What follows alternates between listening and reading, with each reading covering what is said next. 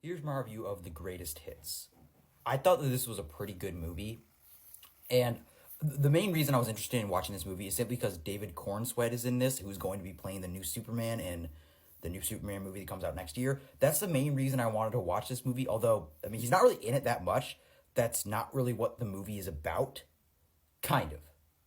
So it's more about Harriet, who was dating Max until he got in a car accident and then he died. And then she uses time travel through music to try to go back and save him. And if you're asking how the time travel works, I mean, just don't. It's not really explained at all. It's basically kind of just established that this is something she's been doing for a while. And like I said, it will not explain it, but it didn't really bother me too much just because I thought this movie ended up being pretty good. But if you're thinking that it's going to be explained, just telling you right now, not at all.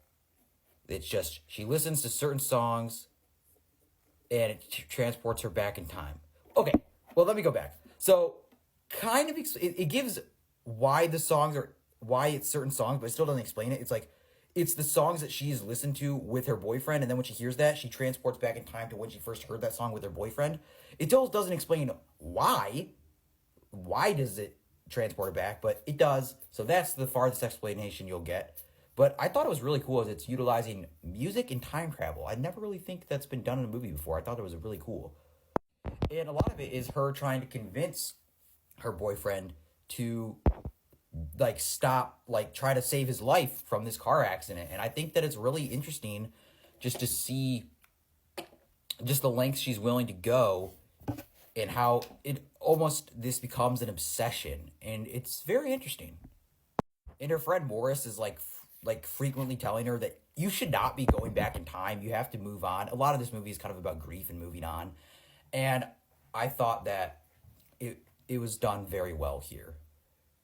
And then in the present, how she meets this new guy through this couples therapy who people have lost their loved ones, and meets this new guy named David, and has kind of a relationship with the relationship with this is very interesting because it's a relationship where it's one that you find so difficult to work out because like whenever she hears this music, like she literally cannot listen to this music without being transferred back in time.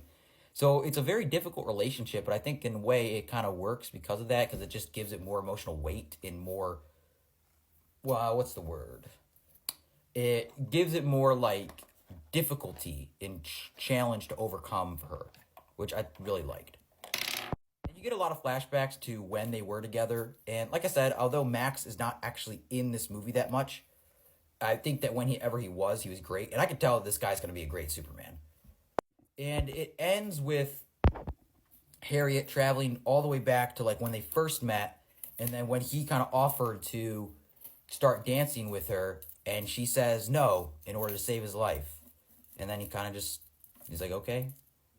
So I thought that this movie was really good. I mean, it's kind of a great it's a very unique time travel romance movie that I thought was a lot of fun. I thought it was very good. I thought the actors were very charming.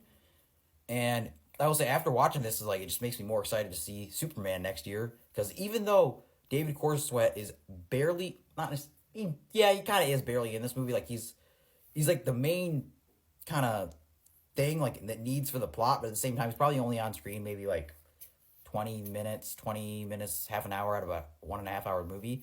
But I mean, it just makes makes me more excited for that Superman movie that's coming out next year. But I thought that this was a very pleasant surprise. I thought this was a pretty good movie, and I'm surprised I haven't really seen anybody else talking about it. So yeah, that's my review, and tell me what you think.